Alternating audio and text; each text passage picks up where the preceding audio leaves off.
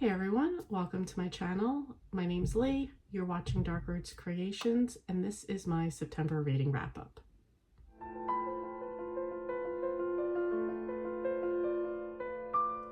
So September was not good for me. In the beginning, I was just, feeling bummed out. Nothing much was happening for me. I wasn't enjoying my reading in the beginning. Then I kind of hit a slump and just really didn't feel like reading anything. And then I got sick, pretty sure I had COVID. My husband got it. So we were just bummed out, tired, out of it completely. So did not get much reading done. I only got 3 books done, which for me is not a lot. And I was still like a little bit blah with the reading. Hopefully October will be better. For this first book, this was a buddy read. I rated it much better than she did. But for this purpose, I'm just going to read you the plot and then I'm going to read you my review. So this is Dying to Meet You by Serena Bowen. And it says, Rowan Gallagher is a devoted single mother and a talented architect with a high-profile commission restoring a historic mansion for the most powerful family in Maine. But on the inside, she's a mess. She knows that stalking her ex's avatar all over Portland on her phone isn't the healthiest way to heal from their breakup. But she's out of ice cream and she's so sick of rom-coms. Watching his every move is both fascinating and infuriating. He's dining out while she's wallowing on the couch. The last straw comes when he parks in their favorite spot on the waterfront. In a weak moment, she leashes the dog and sets off to see who else is in the car. Instead of catching her ex in a kiss, Rowan becomes the first witness to his murder and the primary suspect.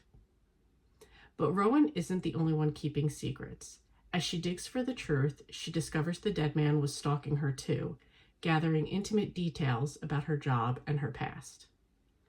Struggling to clear her name, Rowan finds herself spiraling into the shadowy plot that killed him. Will she be the next to die? Sounds pretty interesting. Definitely I had my interest, that's why I agreed to do the buddy read. But my Goodreads review pretty much says 3.75 stars. It was just okay for me. The build-up dragged, and yes, it did. And then the ending felt super rushed. None of the twists really surprised me, which was kind of a letdown for a thriller, and I'd say it's much more of a mystery than a thriller. That pretty much sums it up. Nothing was surprising. There wasn't anything thrillery or suspenseful about this. It was just a mystery. Yeah, that's it. And again, I said 3.75 stars. I felt I was kind of being a little bit generous, and my reading partner was not as generous. So there you go. This was the only one I hadn't reviewed, so I'm going to now include the reviews for the 2 other books I read as well.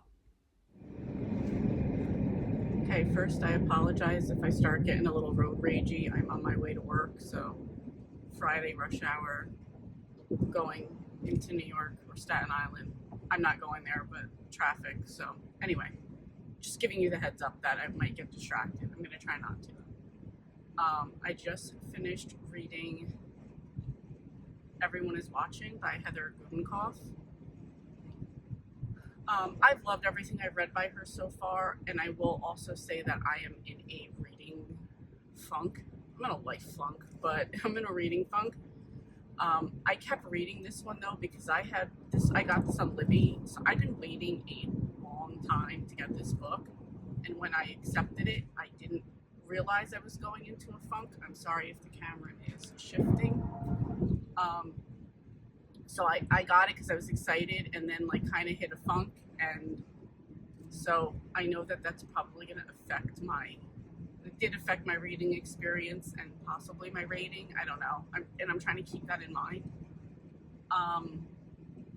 So this was about this is about like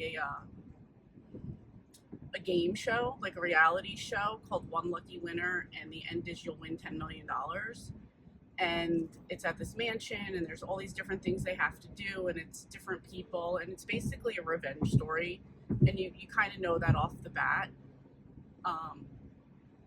So there's a very abused assistant who her boss is the one that's in charge of the show, and she works her really hard, and so she's a little bit disgruntled herself, and all the people that are on the show, and each person has their story. And yeah, basically that reality show to win the $10 million. And in between, you start hearing the contestants' backstories. So it wasn't really a thriller to me. It was, I don't know, I wouldn't even say it was like a mystery, but I guess more of a little bit of a mystery.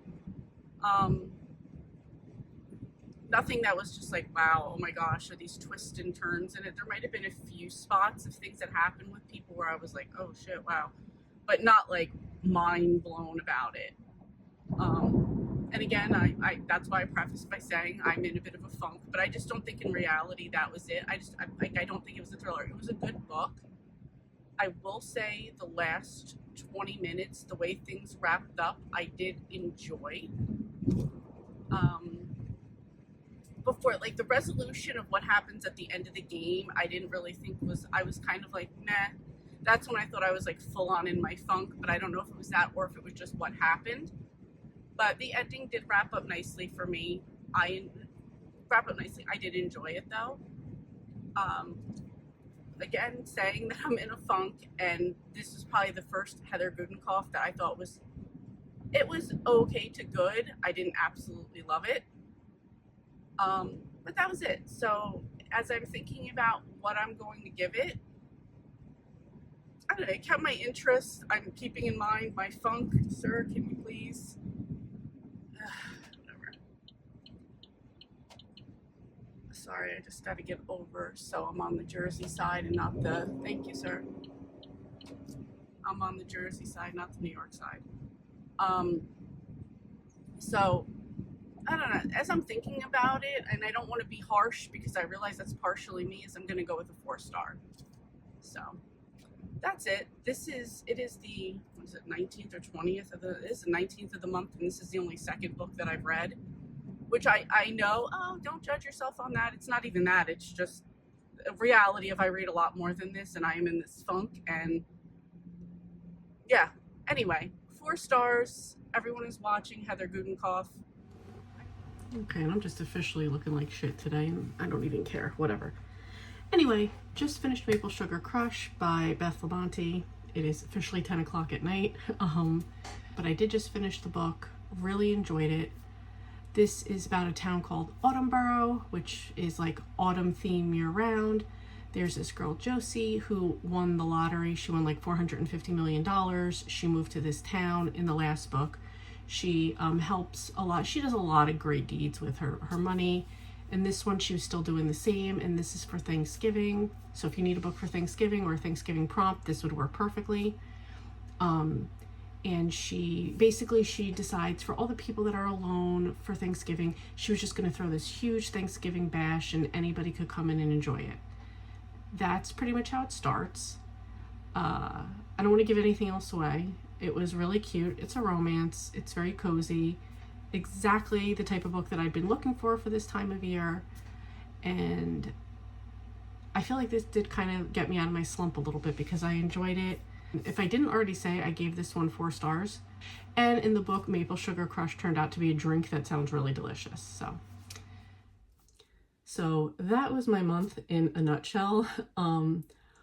Hopefully October is going to be better. Let me know how September reading went for you. Did you have any standout favorites?